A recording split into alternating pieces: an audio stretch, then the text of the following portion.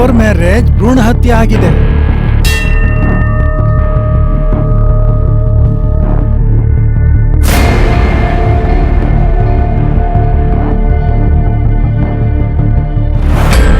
Sir ದುಡ್ಡು ಕೊಡೋದಾದ್ರೆ ಎಷ್ಟು ಕೊಡಿಸ್ತೀರಾ sir? ಗಂಡ್ಮಗು ಆಗಿದ್ದಿದ್ರೆ 25 1 ಲಕ್ಷನೇ ಕೊಡಿಸ್ತಾ ಇದ್ದೆ.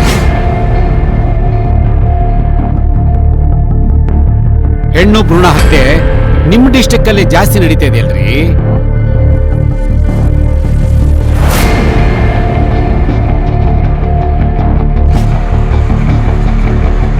ಇಲ್ಲಿಗಲಿ ಸ್ಕ್ಯಾನಿಂಗ್ ಮಾಡ್ತಾ ಇದ್ರಿ ಅಂತ ಗೊತ್ತಾಗಿದೆ. Will take stringent action against you people.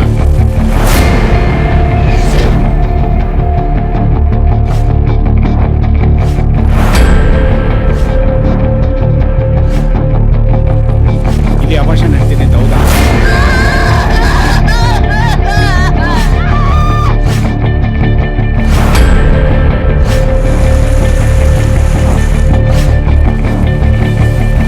ನಿಮ್ಮ ಸ್ಕ್ಯಾನಿಂಗ್ ಸೆಂಟರ್ ಮೇಲೆ ರೇಡ್ ಆಗೈತಿ.